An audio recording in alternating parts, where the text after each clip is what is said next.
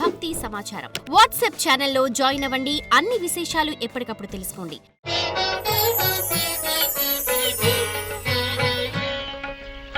జై వీరబ్రహ్మ జై గోవిందమాంబ జై. నేను మీ కృష్ణమాచార్య శ్రీ బ్రహ్మపదం.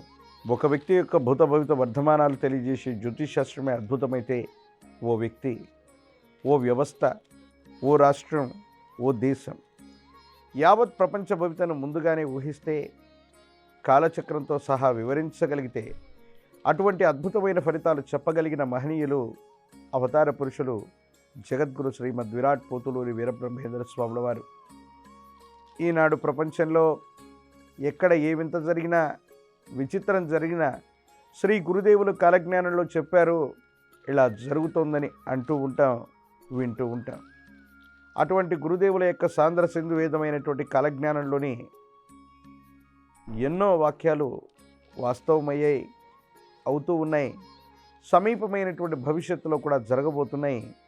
అలాంటి విషయాలన్నింటినీ కూడా మనం ప్రతి శ్రీ కాలజ్ఞానం కార్యక్రమంలో మనం వాటి గురించి వింటూ ఉన్నాం, చూస్తూ ఉన్నాం. ఈరోజు కార్యక్రమంలో మరో సరికొత్త అంశాన్ని మనం చూద్దాం. శ్రీ గురుదేవుల యొక్క కాలజ్ఞానం అంటే సాంద్ర సింధు వేదం ఎప్పుడో 400 సంవత్సరాల క్రితం విశ్వభవితను చెప్పిన కాలజ్ఞాని జగద్గురు శ్రీమద్ విరాట్ పోతులూరి వీరబ్రహ్మేంద్ర స్వాముల వారు. గురుదేవులు చెప్పినటువంటి ప్రతి మాట కూడా వాస్తవం అవుతున్నటువంటి తరుణాన్ని మనం చూడవచ్చు. వాటిలో ప్రాథమికంగా మనం చూసినట్టయితే ఈరోజు కార్యక్రమంలో ఓ గొప్ప వాక్యాన్ని మనం విన్నాం.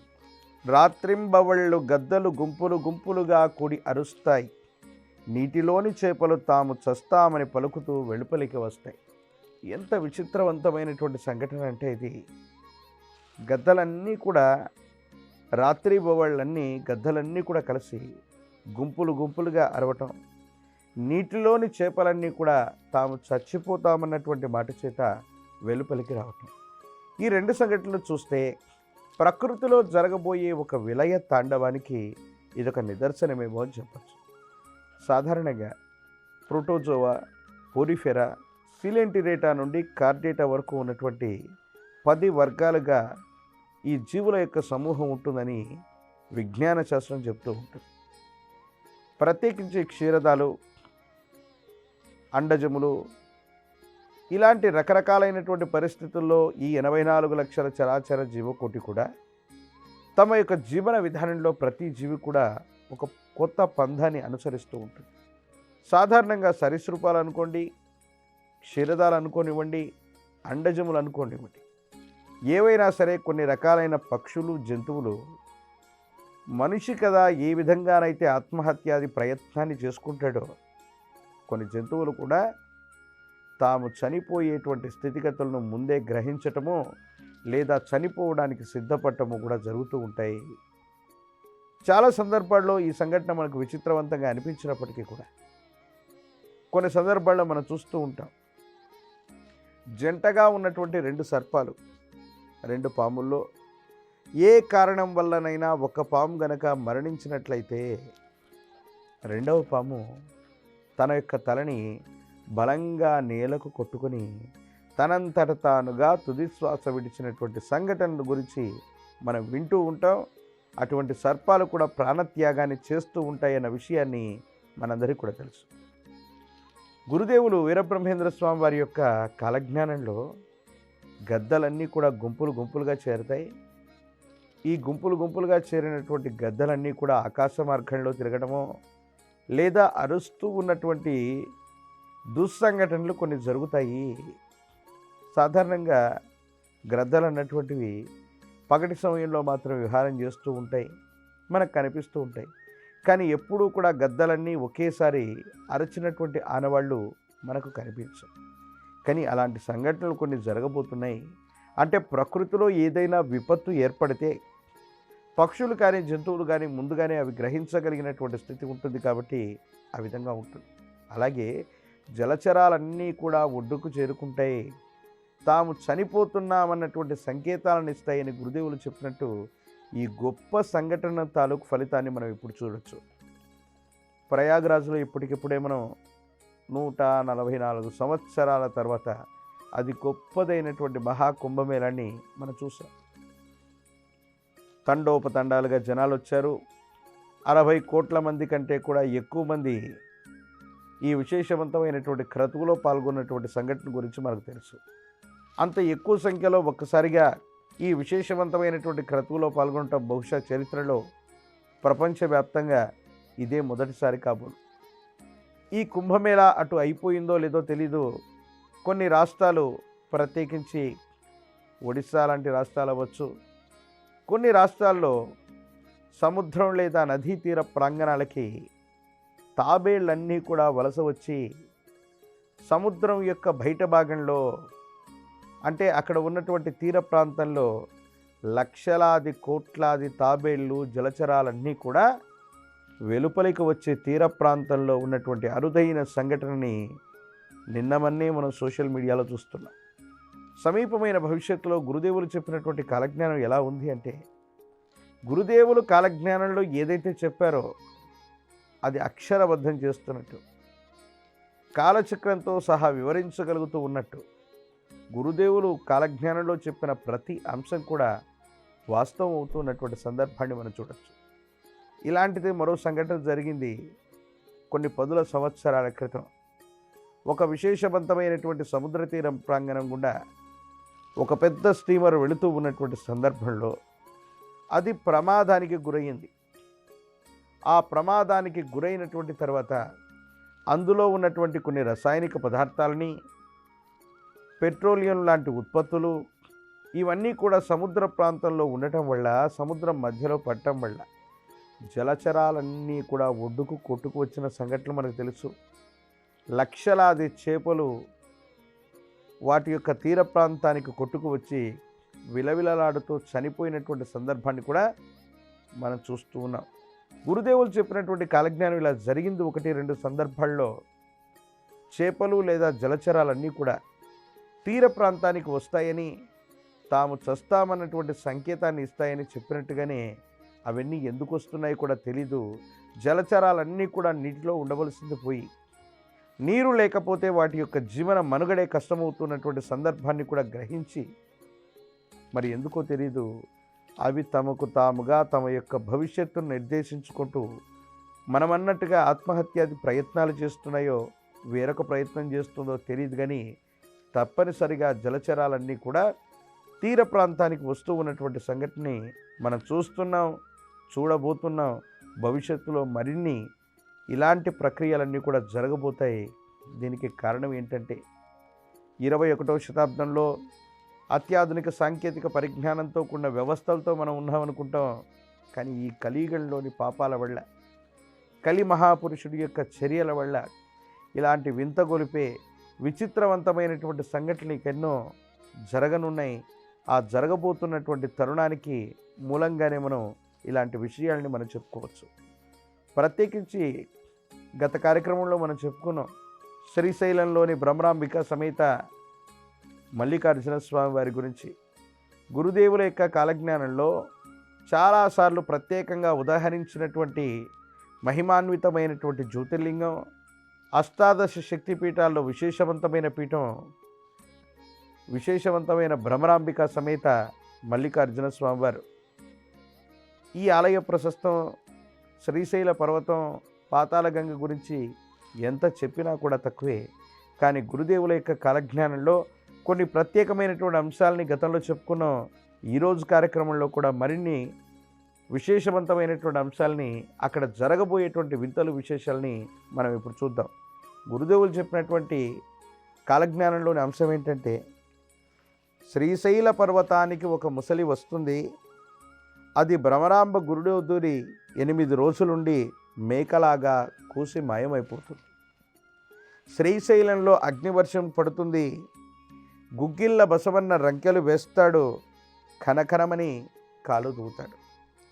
ఈ శ్రీశైల పర్వతానికి ఒక ముసలి, మకరం, దీని మకరం ముసలి అంటారు, అంటే క్రొకడైల్.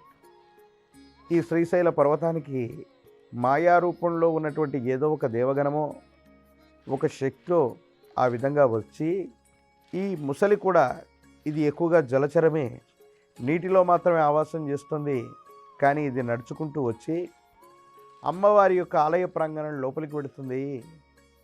అమ్మవారి యొక్క గర్భాలయంలో 8 రోజుల పాటు అక్కడే కొలువు ఉంటుంది. 9వ రోజు గట్టిగా మేకలాగా అరుస్తుంది, అరిచి మాయమైపోతుంది.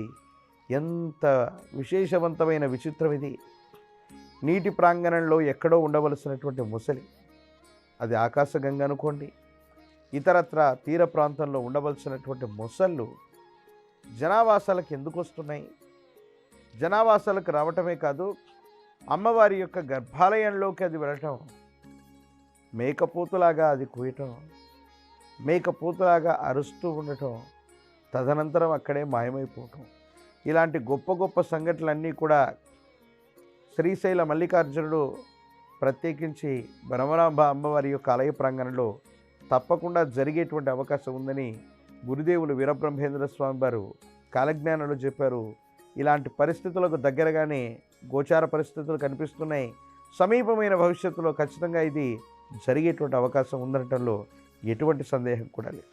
దానితో పాటు మరో మాట, శ్రీశైలంలో అగ్నివర్షం పుడుతుంది.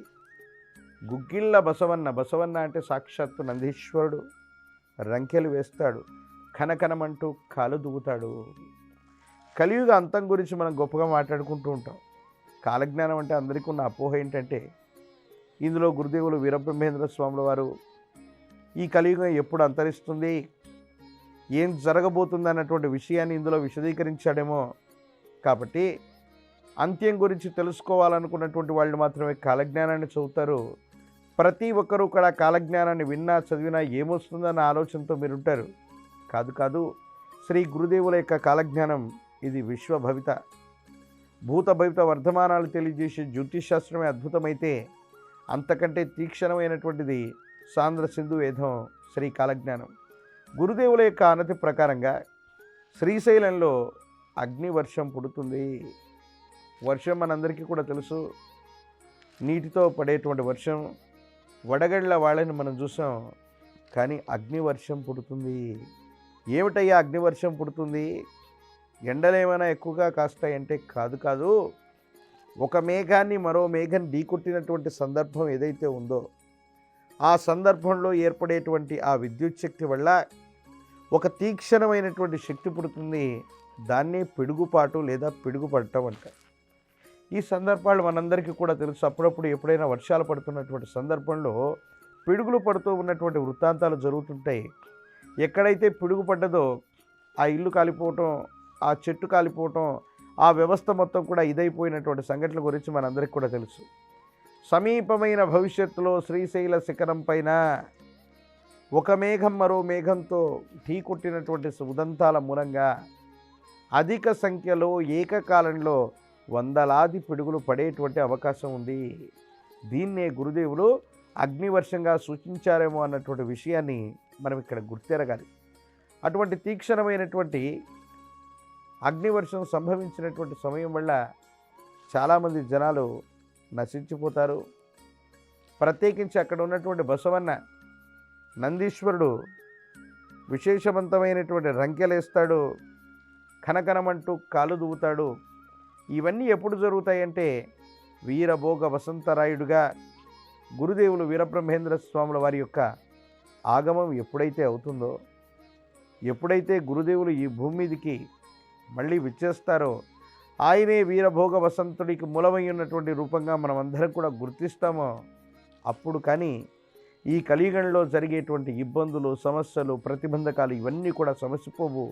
ఇవన్నీ జరగడానికి ముందస్తు నిదర్శనాలుగానే గురుదేవులు ఇలాంటి వింతల్ని, విచిత్రాల్ని, విశ్వ ప్రళయం లాంటి సంఘటనని కూడా గురుదేవులు కల్పిస్తున్నారన్నటువంటి విషయాన్ని మనం తెలుసుకోవాలి. ఏది ఏమైనా సాంద్ర సింధు వేదమైనటువంటి కాలజ్ఞానం సమీపమైనటువంటి భవిష్యత్తుకి ఇది నిదర్శనం. భూత భవిత వర్ధమానాలు తెలియజేసే జ్యోతిషాస్త్రమే అద్భుతమైతే, ఓ వ్యక్తి, ఓ వ్యవస్థ, ఓ రాష్ట్రం, దేశం యావత్ ప్రపంచ భవితని ముందుగానే ఊహిస్తే కాలచక్రంతో సహా వివరించగలిగినటువంటి అద్భుతమైనటువంటి ఫలితాలు చెప్పగలిగినటువంటి అవతార పురుషులు జగద్గురు శ్రీమద్ విరాట్ పోతులూరి వీరబ్రహ్మేంద్ర స్వామి వారు.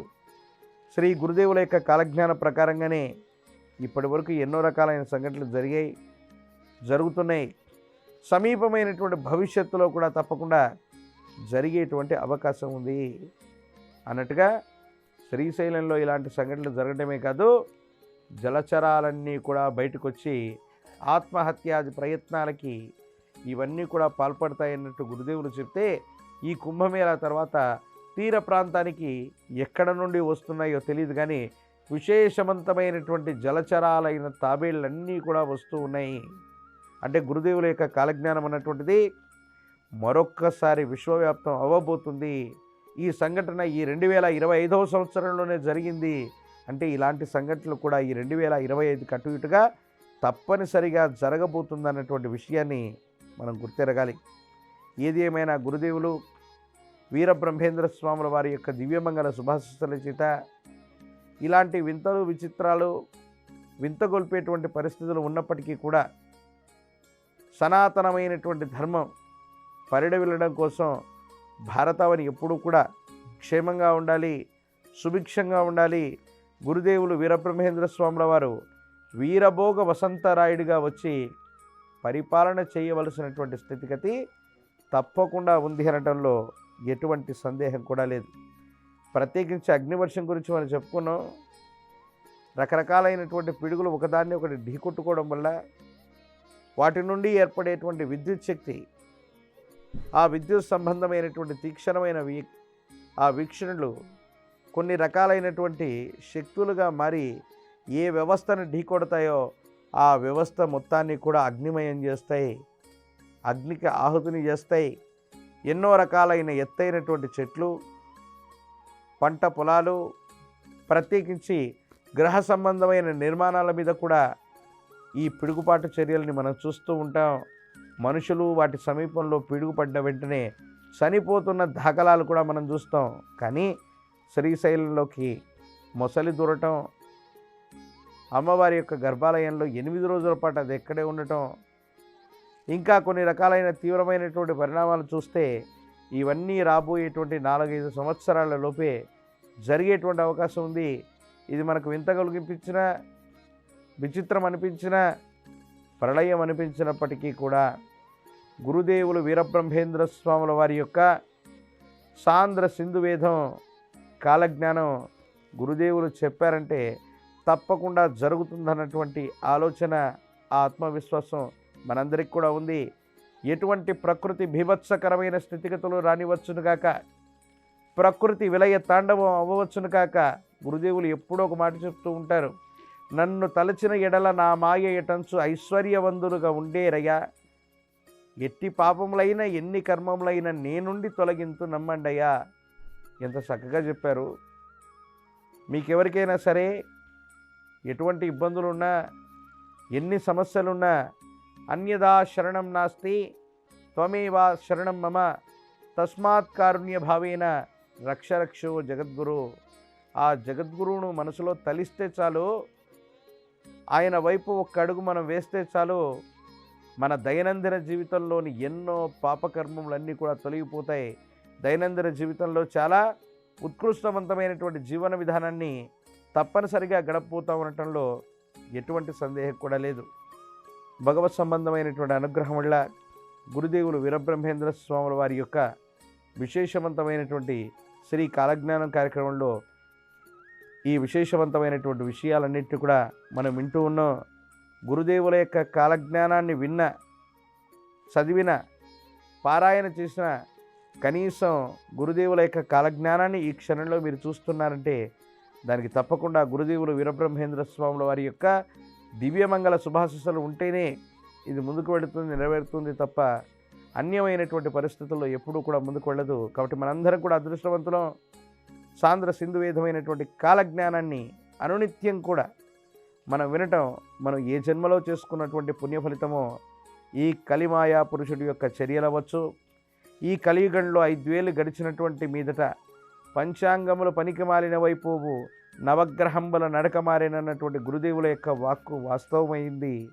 ఈ కలియుగంలో ఈ నవగ్రహాల యొక్క ఈతి బాధలు మన మీద ఏమాత్రం కూడా ఉండకుండా మనందరినీ గురుదేవులు రక్షించాలని శరణాగతితో మరొక్కసారి గురుదేవుల్ని ప్రార్థన చేద్దాం.